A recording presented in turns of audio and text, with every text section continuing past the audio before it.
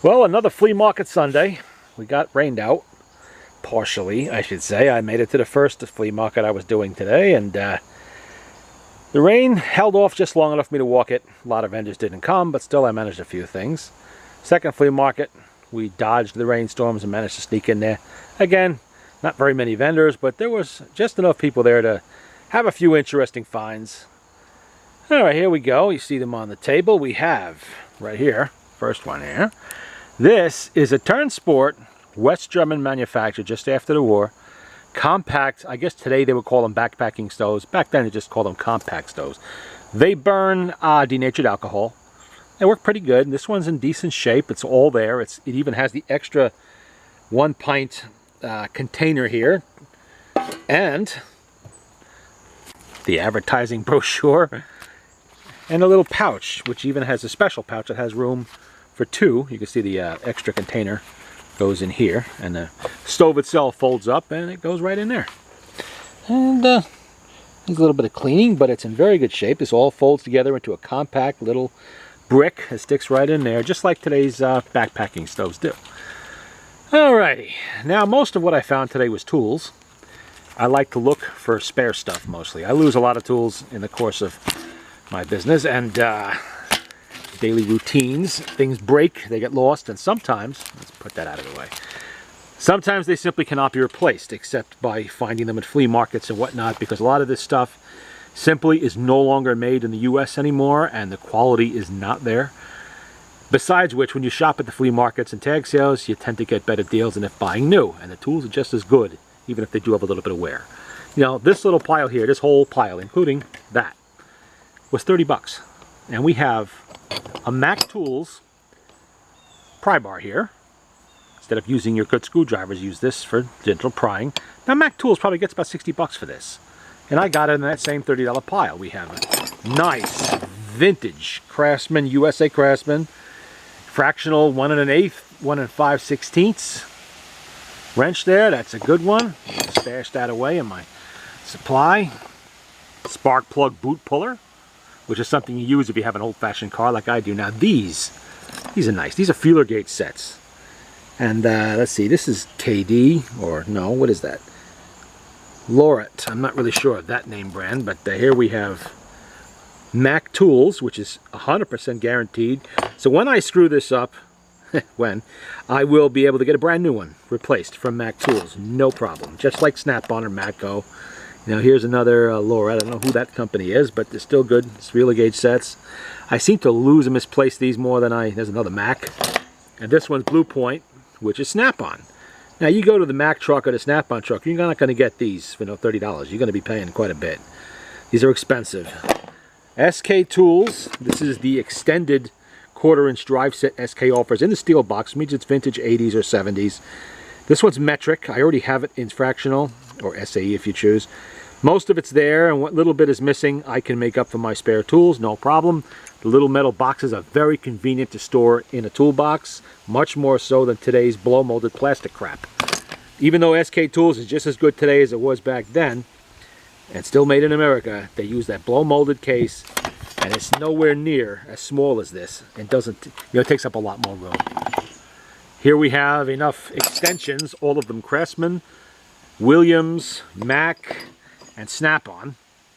It'll last me a while. For some reason, these things, I seem to go through these things a lot. They just disappear. I don't know where they go, but there they are. And if they break, they can only be, well, Snap-on, if you break a Snap-on, you can get that replaced off the Snap-on truck, brand new, no problem. Williams is still around, but they're no longer making decent American tools anymore. Here we have a 1/2-inch drive one, some 3/8. We got a little nut driver there. That's Craftsman. You know, some SK little itty bitty sockets. That's actually a very old SK Wayne. Distributor wrench. Yeah, stuff like that. Here is a. Oh wow, that's got to go back. That'll get turned into Sears while they're still making American-made screwdrivers. A little buggered up in the tip there. You can see that, but that's okay. I'll get a brand new one from Sears for that. Now,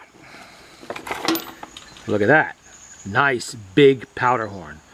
Now I have some muzzle loaders that really use powder. I mean a lot of powder. I'm talking brown Besses, things like that. They go through powder like you wouldn't believe, so it's nice to have a larger horn. so I don't have to keep switching back and forth all the time and going back to refill when I'm doing an extended shoot with one of them, or shooting more than one of them. Besses can go through, and so can Harper Ferry muskets. They can go through quite a bit of powder.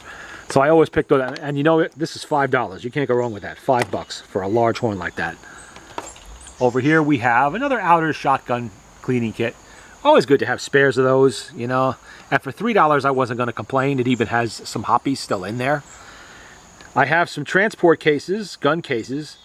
4 of them. The guy wanted $5 a piece. Unfortunately, all he seemed to have was shorter ones, which are fine for carbines, things like that. And I do have a few like that. I don't like to use these kinds of cases for storage. They can trap moisture. Not really a good idea. I highly recommend the Bore Stores cases that Cabela sells. It's like a gun sock impregnated with silicone. It works for, I've been using it for 20 years just about, or maybe a little less, 18 to 20 years, and they really do work, and they keep the rust off the firearm. These, on the other hand, are good for transport because they'll keep your firearms getting knocked around, but I don't recommend storage long-term in these, unless you've done something like sprayed them down with Cosmoline and wrapped them in plastic first. But for $5 each, that's a very good deal. You try to get that deal anywhere else, and they don't look like they've been used much. Now that is a typical Coleman. It's a small size Coleman, not the big one. They come in different sizes. This one was 15 bucks, and it's fueled and has brand new wicks, or what the heck do they call the mantles in there, ready to go. How can you beat that? It's ready. All I got to do is light it, and it's ready to rocket right off. And here we have, this is just a antique car gas filter. I'm going to see if I can possibly adapt that to my Model A. It's Tillotson. If not, I am going to sell that on eBay. And we have some 444 brass. I'm sure I will find a use for that, or someone else will. This, I don't know a lot about artillery shells. This is a very heavy naval shell. It's, what is this, 3-inch? I think it said it was. Yeah, 3-inch. It's 1918 dated. It's trench art. Somebody made a nice little cigar ashtray out of it, and that's exactly what I am going to use it for in a little while. I'm going to be enjoying a nice cigar, and that's my new... I tell you what, this is heavy. This is very... That's like, I don't know, 3-4 pounds, maybe even 5 pounds of brass there. And I actually got it for less than its scrap value, so definitely not complaining about that. Now this, for those of you who recognize it immediately, this is a trapdoor Springfield receiver, 1873. You can see it's got a fairly decent case coloring, still on that breech block. Now I bought it because it has a firing pin, it has an extractor, it's got the pin here, and it's got the breech block. The receiver to me is just a paperweight. I'm not building any trapdoor Springfields. But the price was right for the parts that are in there, and I can always use them because I do shoot trapdoor Springfields, and I have a lot of them. And you never know when you're going to need a firing pin or something like that. Anyway, it's an interesting little paperweight piece there. Don't see too many of those anymore like you used to. I got a couple of baby pipe wrenches. Little tiny ones. You know, these are small ones. I carry these around, at least one in my tool bag. You never know when you're going to need one. I find that they're useful if you have to hold a small tube or something like that when you're screwing something off. You know, a tube like this, for instance, or something. They're good to have, and you don't need to use a big bulky pipe wrench for that. And we have some more wrenches here I picked up. These are all nice USA-made Craftsman ones. You cannot get these from Sears anymore. You know, it says it right there. Made in USA. The ones they got today are foreign-made shit. They're not up to snuff. At least not to me, anyway. I insist on good tools. I make my living with tools. I don't want any problems. Now this may say Napa, but this is actually Esco tool. Esco tool is gone now, but they made a very high quality tool. I always liked them. Had a whole set of them back in the 80s. And whenever I see them, I pick them up for spares. It's a very nice wrench. Just says Napa. The Esco ones will say Esco right on there. So you can recognize them right away. And here we have Indestro. Is that what that was? Yeah, this is the Indestro. They were a tool manufacturer that went out in the early 70s. They made all kinds of different tools. They were fairly decent quality, mid-level quality, I would say. I just bought it, you know, because I was able to get it with the bundle, let's say. There's a whole bunch of stuff in there. You can see we got a nice, long, heavy shank screwdriver there. We have a couple of USA-made Allen screw sets. think that was from a $3 or $4 bundle that I picked up from somebody. Another tape measure, or was not a tape measure, a ruler, a wooden stick ruler. Good to have. That's Proto Professional. Nice, what size is that? That is a 5/16. And it's like brand new. It's like never been used. So I grabbed that. Yeah, different wrenches. And let's see, what else did I get? Well, that was it. That was it. Like I said, it was a small show. You know, both shows were small. A lot of dealers didn't show because it really did rain a lot this morning. After about 7:30, 8 o'clock, just as I was clearing the first flea market, it really started to come down hard. It almost caught us on the way back to the car. So I figured we wouldn't have too much success at the second show. We didn't, but I did pick up at least a few tools. You know, I met up with a few dealers I know up there. We did some chatting about various things that I collect. I picked up a few interesting things. And of course, there were the usual crop of people that just refused to deal. You know, there was a guy there with a little portable off-brand Victrola, little one from the late 40s, early 50s. And it needed a lot of work. I offered him $40 for it, which is probably more than it's worth, but it had a few parts I knew I could use. Nope, he's got to get 60 bucks for that. No, can't budge on that. Okay, you keep it then. You haul that home. There was a gentleman with a 48 star flag, so faded, it looked like it was about to disintegrate. He wanted $75 for that and wouldn't budge off it. I mean, come on, people give me those flags. And I'm going to pay $75 for that? You know, I'm sorry, that's not going to happen.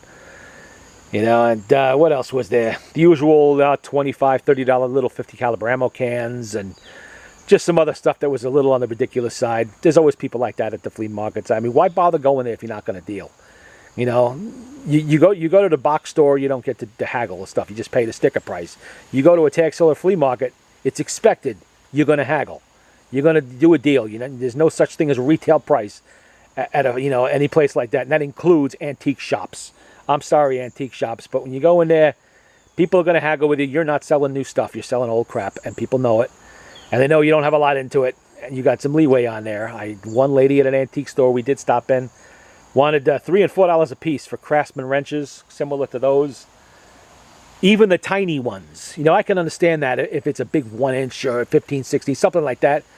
But little tiny wrenches, and you want $2 and $3 a piece. We're talking ignition wrenches here. I said, you know what? Not happening. I'm sorry. I'll give you 50 cents, 75 cents maybe for the little tiny ones and a couple of bucks for the big ones. But I'm not paying you a king's ransom for little junk. Nope, can't do it, can't do it. All right, guess what? My money's staying in my pocket. You keep them. Maybe you can eat them. I don't know. I can't. But that was a day's grab bag. Didn't see any 78 RPM records today, and there were no firearms other than that. And let me see. I did find one solitary round of ammunition. There it is. That's a 32 automatic. It was in a toolbox. That's the one round of ammunition I saw the entire day. Anywhere. And there's the firearm right there. Although, according to the U.S. government, that is not a firearm because it was made before 1898. So, well, there you go. That's it. Flea Market Sunday. And, yeah, I guess that's all there is.